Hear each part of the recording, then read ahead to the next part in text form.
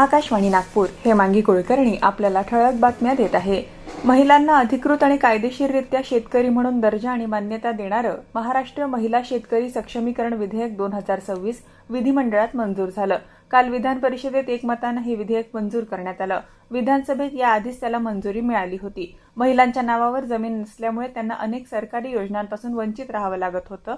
आता या कायद्याअंतर्गत त्यांना विशेष महिला शेतकरी प्रमाणपत्र दिलं जाईल। एमपीएससीने स्पर्धा परीक्षा सीबीटी पद्धतीने घेण्याचा आणि नॉर्मलायझेशन लागू करण्याचा निर्णय मागे घ्यावा या मागणीसाठी महाराष्ट्र प्रदेश काँग्रेस कमिटीतर्फे आजपासून सीबीडी बेलापूर इथं एमपीएससी मुख्यालयासमोर बेमुदत साखळी उपोषण आणि ठिय्या आंदोलन सुरू करण्यात येणार आहे।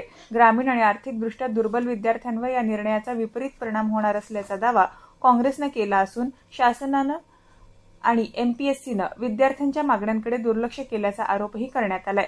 राज्यातील अवैध उत्खननावर लगाम घालण्यासाठी राज्य सरकारनं ड्रोन आणि ईटीएसद्वारे सर्वेक्षण करण्याचा निर्णय घेतला असून पुढील 6 महिन्यात नागपूरसह 9 संवेदनशील भागांमध्ये ही मोहीम राबवण्यात येणार आहे। महसूल मंत्री चंद्रशेखर बावनकुळे यांनी विधानसभेत ही घोषणा करत विरार प्रकरणातील तत्कालीन तहसीलदार अमोल कोल्हे आणि एडी अमित सानप यांच्या चौकशीचे आदेश दिले।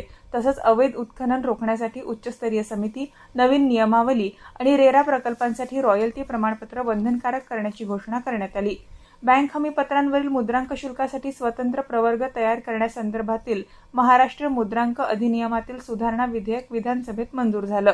नव्या तरतुदीनुसार हमीची रक्कम कायम असल्यास बँक हमीपत्राच्या नूतनीकरणासाठी पुन्हा पूर्ण मुद्रांक शुल्क भरावं लागणार नाही, तर अत्यल्प शुल्क आकारलं जाईल। या निर्णयामुळे उद्योग व्यवसाय क्षेत्रावरील आर्थिक भार कमी होऊन व्यवहार अधिक सुलभ आणि पारदर्शक होण्याची अपेक्षा व्यक्त करण्यात आली आहे। राज्य शासनाने स्मार्ट शिधापत्रिका वितरणासाठी सुधारित प्रशासकीय मान्यता दिली असून लवकरच अकोला जिल्ह्यात लाभार्थ्यांना क्यूआर कोडयुक्त स्मार्ट शिधापत्रिकांचं वितरण सुरू होण्याची शक्यता आहे। या कारणांमुळे कागदी रेशन कार्डाच्या झिजणे, फाटणे आणि माहिती अस्पष्ट होण्याच्या समस्या दूर होतील।